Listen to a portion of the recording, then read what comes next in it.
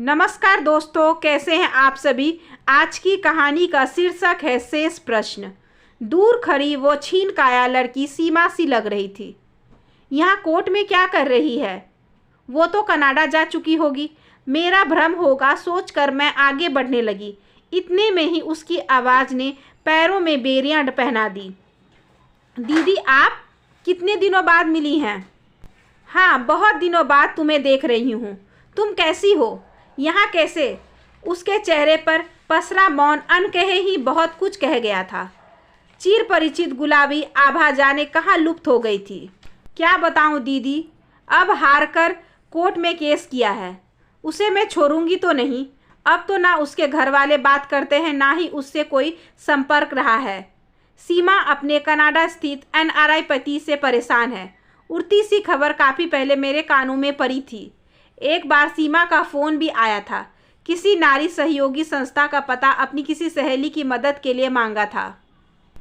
दीदी, मेरे साथ छल हुआ है।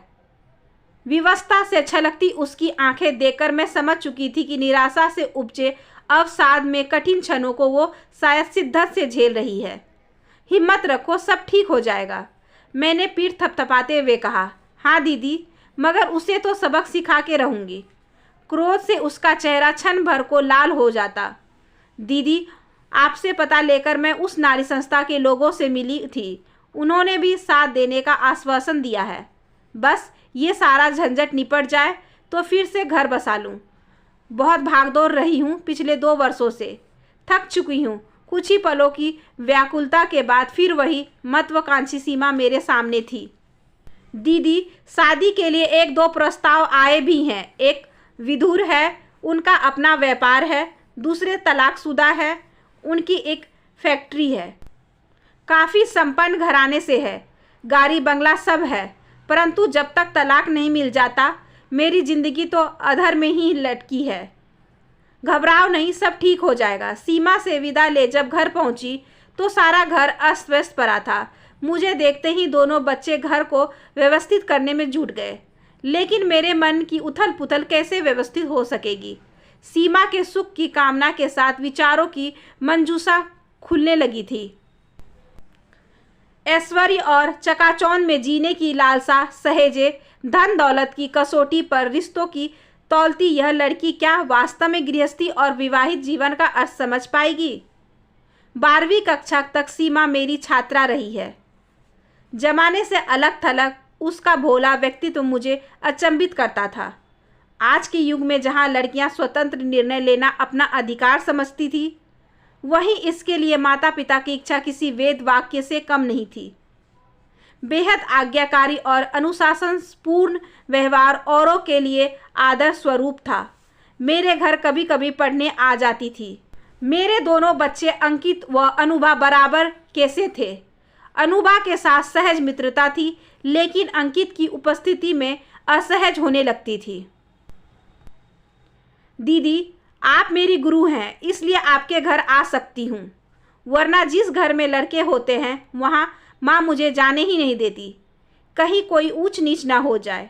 उसकी सहज साधारण सी बात पर मैं मुस्कुरा उठती थी।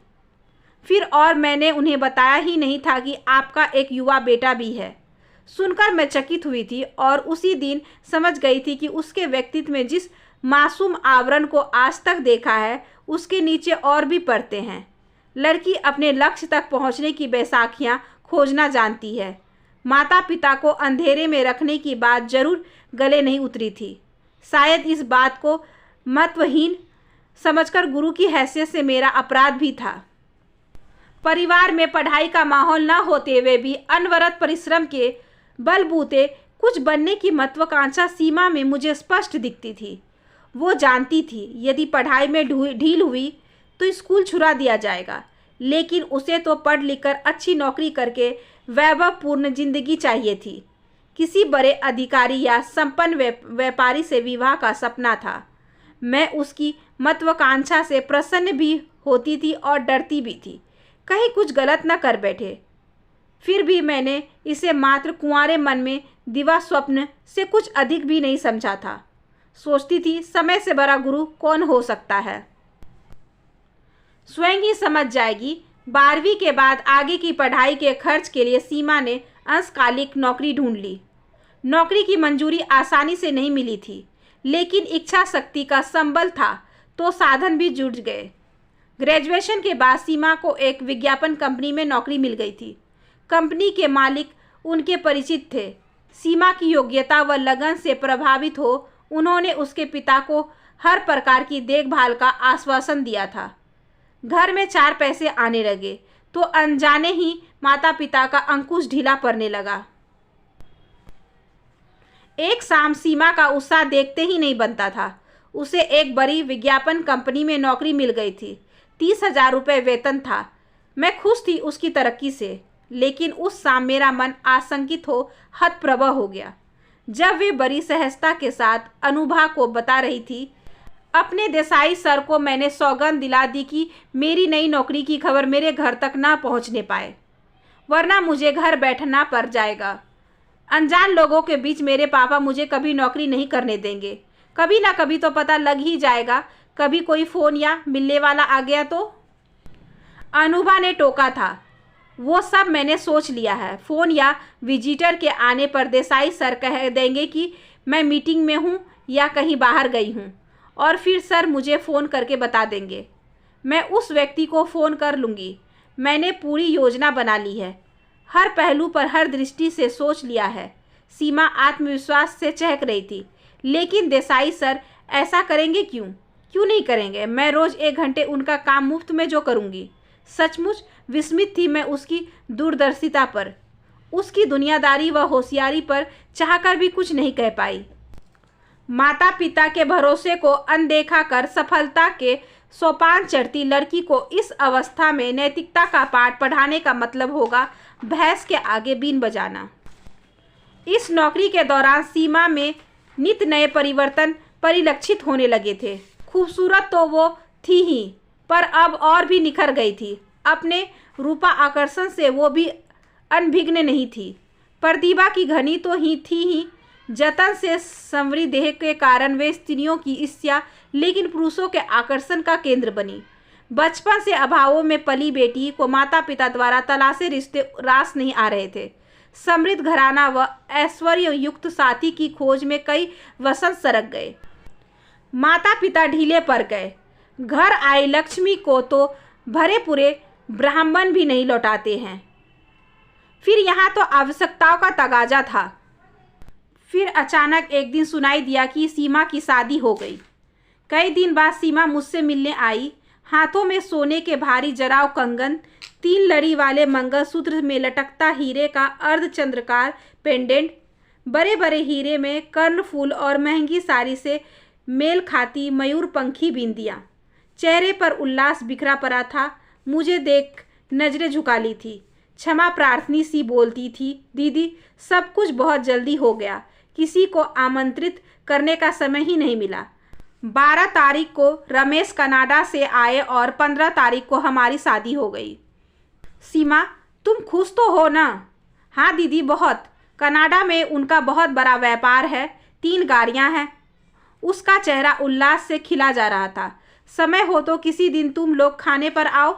रमेश तो चले गए, अब मुझे भी जाने की तैयारी करनी है। वो तो सिर्फ 15 दिनों के लिए ही आए थे। शादी के बाद हम तुरंत ही हनीमून के लिए निकल गए। लौटकर 2 दिन उसकी बहन के पास रहे। मैं इंडिया से बिल्कुल कट न जाऊं, इसलिए एक फैक्ट्री यहाँ भी लगाने की सोच रहे हैं।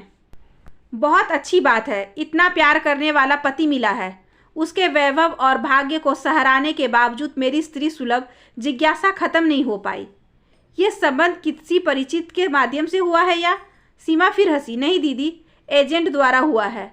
सारा पत्र व्यवहार, मेल मिलाप व बातचीत मैंने खुद की है। मेरे इस रिश्ते पर रिश्तेदारों को भी जलन हो रही है। उसकी आवाज़ में उपलब्धि का आभास था। इसके जाने के बाद बहुत कुछ सोचती रही। फिर काफ़ी दिनों तक सीमा से मुलाकात नहीं हुई। सोचा कनाडा चली गई होगी। जरूरी तो नहीं है कि मुझे बताकर ही जाती। करीब 1 साल बाद अचानक एक दिन सीमा का फ़ोन आया तो मैंने उल्हाना दिया। बिना मिले चली गई। इसी सिलसिले में फ़ोन किया है दीदी। आपके कोई परिचित कनाडा में है क्या? मेरा मन घबरा रहा है। रमेश ने न तो फ़ोन उठाते हैं ना पत्रों का जवाब देते हैं। उनकी बहन भी बहुत परेशान कर रही है। मैं कल माँ के पास आई हूँ, तुम घर आओ, बैठकर बात करते हैं। घर आने पर सीमा ने जो कुछ बताया वो बिल्कुल पत्रिकाओं में छपी कहानियों जैसा था। सीमा के पास न रमेश का सही पता ठिकाना था, न उसकी वो बहन ही सगी थी। शुरू में रमेश कनाडा बुलाने का आश्वासन देता रहा। इसी बीच बहन कही गई महिला ने सीमा को विश्वास में लेकर सारे गहने कब्जे में कर लिए। ऐसे में पुलिस और उस नारी संस्था की धमकी देकर किसी तरह जेवर वापस लेकर सीमा माँ के पास लौट आई। खोजबीन के दौरान कई तथ्य सामने आए। रमेश पहले से ही शादीशुदा था। वो यहाँ आकर मौज मस्ती के लिए शादी करता था। उसकी बहन कहीं जाने वाली महिला व एजेंट भी उससे मिले हुए थे। वे लोग दहेज का सामान व जेवर हथियाकर गायब हो जाते थे किसी दूसरे शहर में, फिर किसी और को फंसाकर लूटते थे। सीमा का क्रोध व कंदन चरम सीमा पर था। काफ़ी समझाने के बाद हल्की हुई थी। आप ठीक कह रही हैं, एक तरह से अच्छा ही हुआ जो जल्दी पता चल गया। मैं बच गई। ढाढ़स बंधाती मैं सीमा को देखती रही। कुछ ही महीनों में कुंदन सी देह सफ़ेद पड़ गई थी। उस दरिंदे ने सारा रक्त निचोड़ लिया था। कुछ रातें साथ बिताकर एक लड़की को तबाह कर गया था। लेकिन धन दौलत और आधुनिकता के नशे में डूब अपना सर्वस्व न्यौछावर करने की आतुरता भी तो सीमा की ही थी। यदि खुद पर भरोसा था तो माता पिता पर भी भरोसा रखना चाहिए था। गलती मेरी भी थी। एक बार तो मुझे भी उसे समझाना चाहिए था कि विवाह का आधार प्रेम, विश्वास, सहयोग और समर्पण है। माता पिता बेटी के लिए घर और वर दोनों की छानबीन करते हैं, तब कहीं अपनी लाडली को दूसरे हाथों में सौंपते हैं। मात्र वैभव के आधार पर किसी रिश्ते की नींव कैसे टिक सकती है। उस दिन के बाद सीमा को आज देखा था। कोट की धूल फांकते देख अपनी प्रिय छात्रा के प्रति मेरा मन बहुत कोमल हो उठा। ईश्वर जल्दी ही उसे उसकी मंजिल तक पहुंचाए। लेकिन मन आशंकित है, क्योंकि सीमा आज भी शादी व गृहस्थी का आधार रुपए, पैसे, मोटर, बंगले में ढूंढ रही है। आधुनिकता के रंग और भौतिकता की अंधी दौर में शामिल। धन की लालसा को सुख का प्राय मानने वाली मेरी ये शिष्या क्या कभी रिश्तों का मोल व ब्याह के पवित्र बंधन की मर्यादा को समझ पाएगी? यह प्रश्न तो आज भी शेष ही है। आशा करती हूँ कि आज की ये छोटी सी कहानी आपको अच्छी लगी होगी। अगर अच्छी लगी हो तो please like, share and subscribe करें हमारे चैनल को। ज़्यादा से ज़्यादा शेयर करें और बेल आइकन को ज़रूर प्रेस कर लें ताकि अगली वीडियोस की नोटिफिकेशन आपके पास सबसे पहले पहुँचे। धन्यवाद।